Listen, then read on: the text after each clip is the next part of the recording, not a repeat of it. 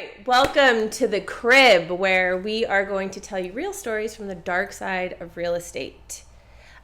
With me is the lovely Beth Steckler. And Beth, how long have you been in real estate? Just 5 years, actually, in 2 weeks. All right. And I feel like the overall perception of realtors is that it's all unicorns and rainbows. Oh, and yeah. We're all living the selling sunset lifestyle. Yeah. And little do they know, those like easy breezy deals come once in like a blue moon. Yeah. And you're always dealing with some kind of horse shit along the way if you've ever been on any single end of the deal. Yeah. And that's what we're here to talk about, because we deal with a lot. And yes, people do not realize that.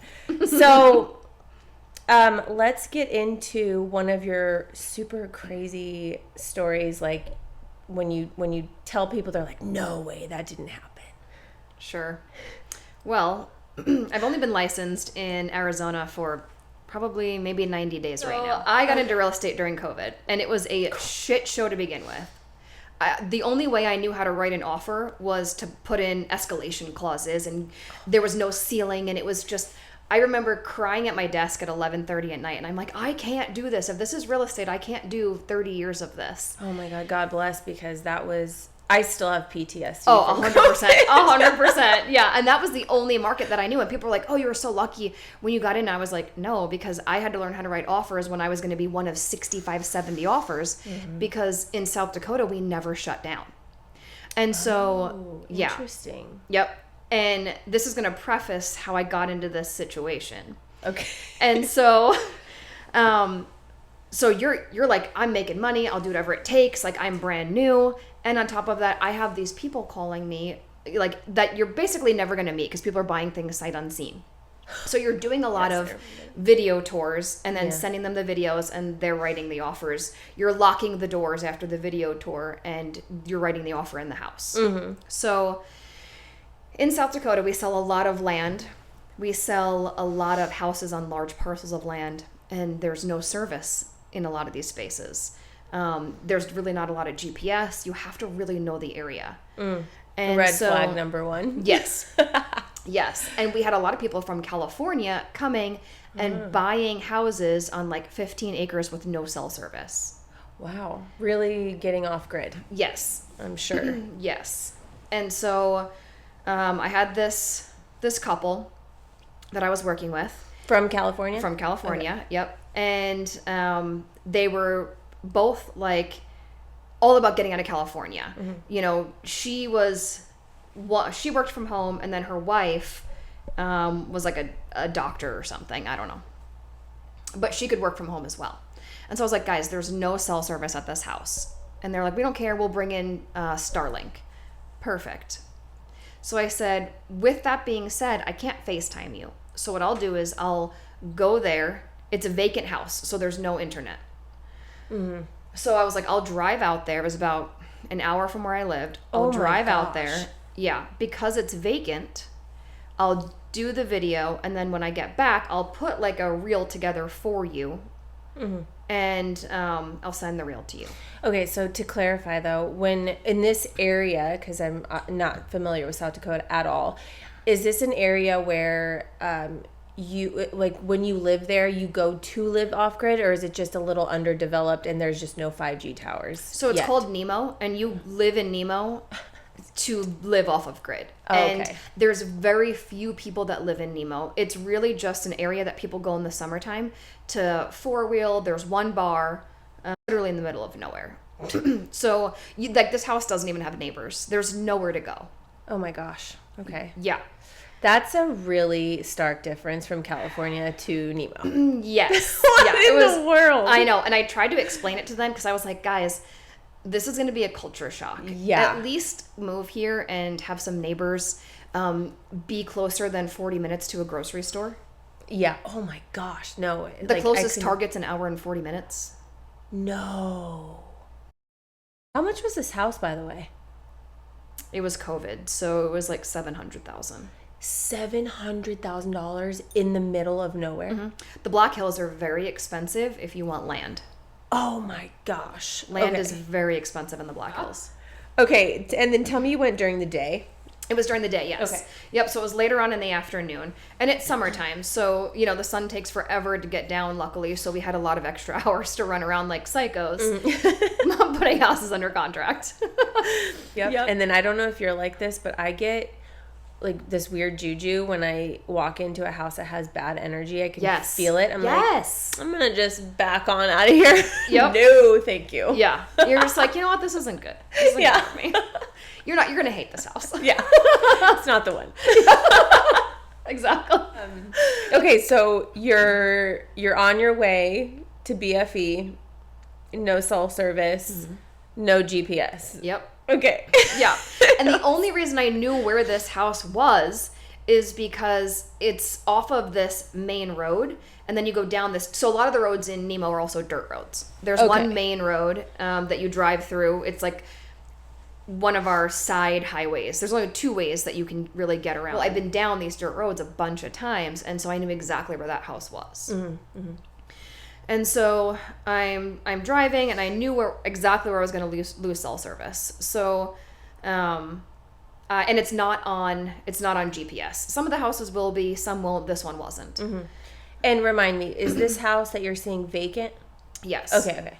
Yep. So this house is vacant. Okay. I called the agent. She's like, yeah, you can go show whenever it's vacant. Because I was like, I'm showing them a couple other houses, whatever. I'm doing videos, things like that.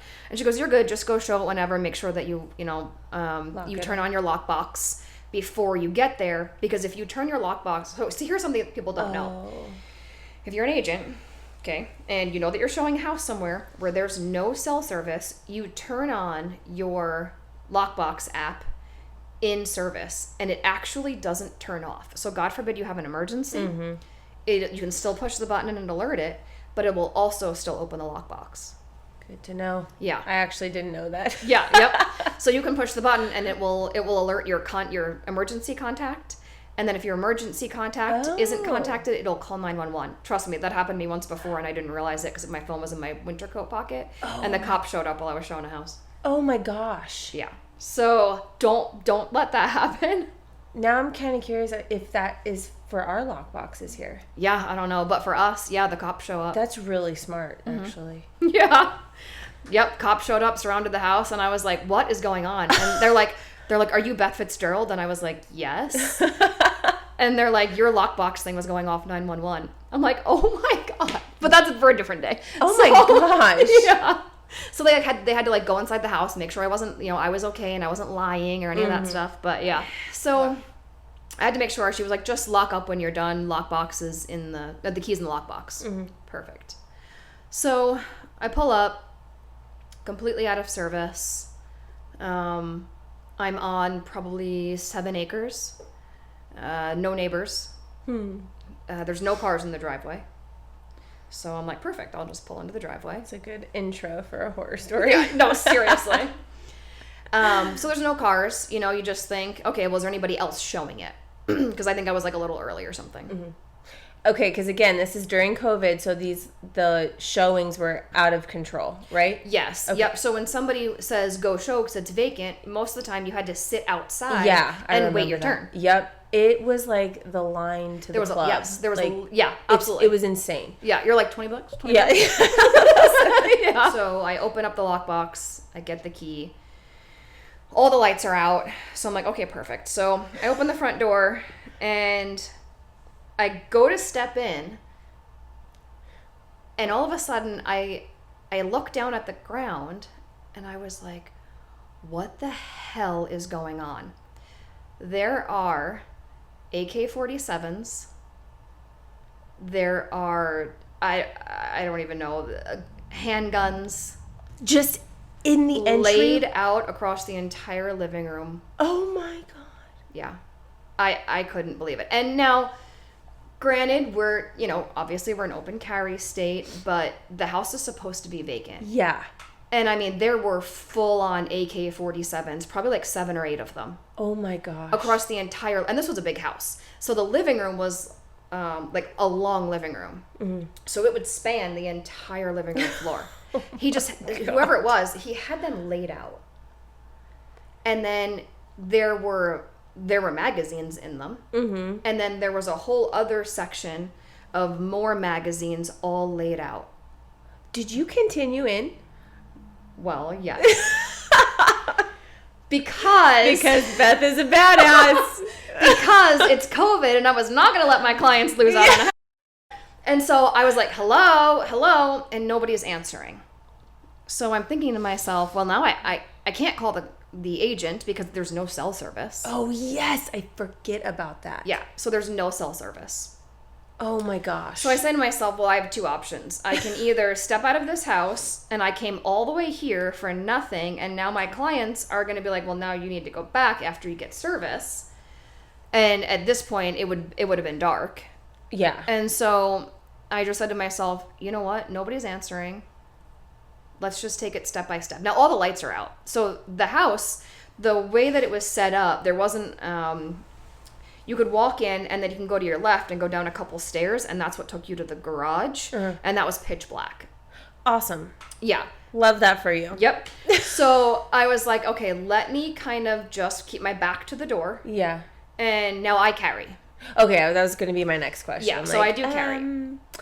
Yep. So I kept my back to the door and I kept saying hello, and nobody's answering. Mm-hmm. So I flipped the light on really quick. I jump back up the stairs. And I go to the right towards the bathroom, the main bathroom, and the bedrooms.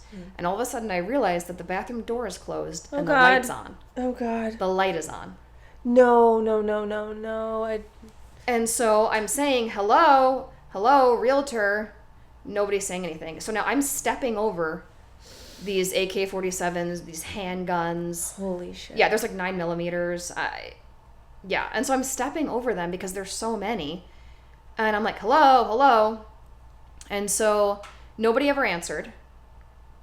If there was somebody in the bathroom, I don't know, but they never came out. And you obviously didn't even try opening that door? No. Did you hear any movement? I think at that point, I was just so out of it. I was like, get the video and get out. Yeah. Because... I am in the middle of nowhere. Yeah. And if something happened, nobody will even know. You'll never find me. Oh my gosh. Yeah. That is so... Did they buy the house? No. God damn. No. I would have been like, you're absolutely buying this house. Yep. So I got as much video as I could. I didn't go into the bedrooms. I obviously didn't go into the bathroom. I just got really quickly the main level. I didn't go into the garage. Did they ask? Yes. About the guns? Yep. Well, okay. So I took the video at a level where they didn't see the floor. Okay, you're smart. So, yeah. So then I put the video together. And then because I didn't have pictures of the bathroom, I didn't have pictures of the bedrooms or videos. Yeah. Here's the deal. I was like, I got the video for you, but here's why I didn't get all of it. And they were like, girl, why the hell did you not leave that house? But you ended up closing them, I'm assuming, later on, yes, right? Okay. Yes, I did. Yep. That would have, if I were them, I feel like that would have shown me the follow through that you had. Yes. Oh, yeah. So I do all of that. I get out of the house as quick as possible. Yeah. I'm kind of at that point panicking because I truly don't know if there's somebody in the bathroom or not. God, that is so scary. So I leave, I get back into service, and I call the listing agent. Yep. I tell her what's happening, and she starts laughing. Really? And she goes, oh, you East Coasters. Oh, my goodness. I was like, girl, first of all, I carry. Second of all, that's insane, what I just saw anyway. Yeah. But you told me the house was vacant. Yeah. You didn't want to mention the AK-47s all over the floor? She goes, oh, maybe their son's in town, and he stopped over there. Dude. I go, well, then you should tell their son that next time somebody walks into the house and he's hiding in the bathroom to say something. He was hiding in the bathroom. Did you confirm that with her? Mm-hmm. He was hiding in the bathroom. That is insane. Because he didn't want to come out because those guns were everywhere. Like as he was going to get in trouble or something? I didn't ask details. That is so creepy. Yep, he was hiding in the bathroom. Like you couldn't just be like, hey, sorry, I'll be out in a minute. Mm-hmm. Oh my goodness. What if I would have opened the door? Seriously. And who knows what he had in the bathroom? And is he psycho? Right? Like that is really creepy, actually. Yeah. Oh, Yep, he was hiding in the bathroom. did you have a drink after that? Yes. Yeah. Did you have? Because you said you carried. Did you have it drawn? Yeah, well, I was holding it, but Okay. yes. Yeah. And I almost would've never too. remember my gun, to be honest. I almost never remember it. I almost never carry it. My husband always yells at me, but I usually will remember it if I know that I'm going somewhere in the middle of nowhere. Yeah. Like, and honestly, I'm almost glad that he didn't come out of the bathroom, because what if I panicked and I shot him or something? Oh my god. That would have made this story really great. Leave it to South Dakota to have a gun story.